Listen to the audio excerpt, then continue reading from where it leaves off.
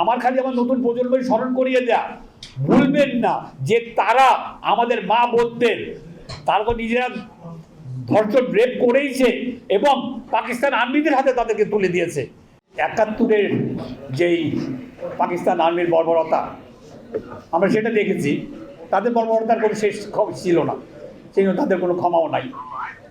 কিন্তু এরপরে ৫০ বছর পরে একটা স্বাধীন দেশে এইরকম হত্যাযজ্ঞ যে হতে পারে, এটা আপনারা আমরা না দেখলে আমরা বিশ্বাস করতাম না। কিন্তু দেখেন আমরা কত তাড়াতাড়ি ভুলে যাই। এখন রাজনীতিটা যেই দিকে যাচ্ছে, আমরা যদি এই যে সমস্ত রিলস আছে, যে সমস্ত ভিডিওগুলি আছে, ওগুলো যদি দেখি, তাহলে কি আমাদের এই এখনকার যে রাজনৈতিক কথাবার্তা এইটা কি সাজে?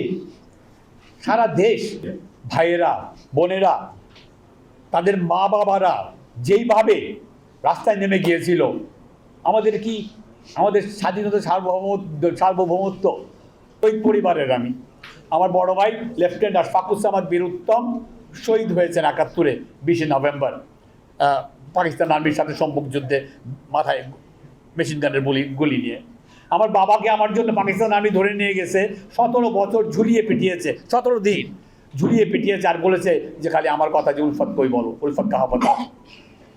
তো আমাদের তারপর থেকেই যখন দেশ স্বাধীন হলো ১৬ তারিখে, সোকল স্বাধীন, কারণ আমাদের ষড়যন্ত্র তখন থেকেই, তার আগের থেকেই ভারতের ষড়যন্ত্র। আমরা খুব তাড়াতাড়ি আমরা রিয়েলাইজ করলাম, আমরা উপলব্ধি করলাম যে এইটা ঠিক মতো স্বাধীনতা হয় নাই। আমরা কি করলাম?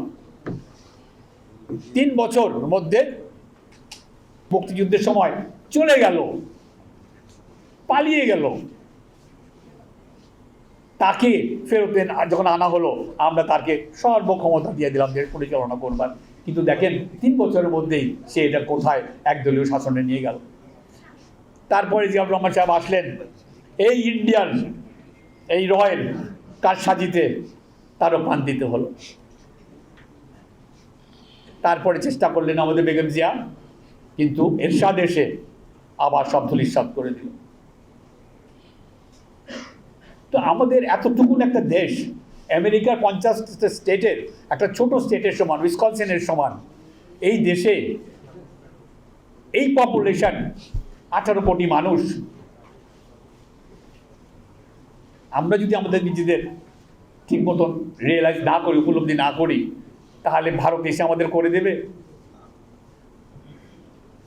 এই এখন জামাত, যেই জামাত এই দেশ চায় নাই, এই দেশের বিরুদ্ধে যুদ্ধ করেছে, এখন তারা টার্মস ডিকটেট করে, তাদের দেশই চায় নাই এবং আমাদের বিরুদ্ধে যুদ্ধ করেছে, আমাদের মা বোনদের পাকিস্তানের হাতে তুলে দিয়েছে। এটা কিন্তু আপনারা ভুলবেন না। আমাদের তো সবাই দেখেন, মুক্তিযোদ্ধারা যারা বসে আছে সামনে এবং এখানে, আমাদের যাওয়ার সময় হয়ে গেছে। আমার খালি আমার নতুন প্রজন্মের স্মরণ করিয়ে দেয়া, ভুলবেন না যে তারা আমাদের মা বোনদের তারা তো নিজেরা ধর্ষণ রেপ করেইছে এবং পাকিস্তান আর্মিদের হাতে তাদেরকে তুলে দিয়েছে। সেই জামাত আজকে এখন তাদের কত বড় গলা, ওই ধারে জানি আমরা পা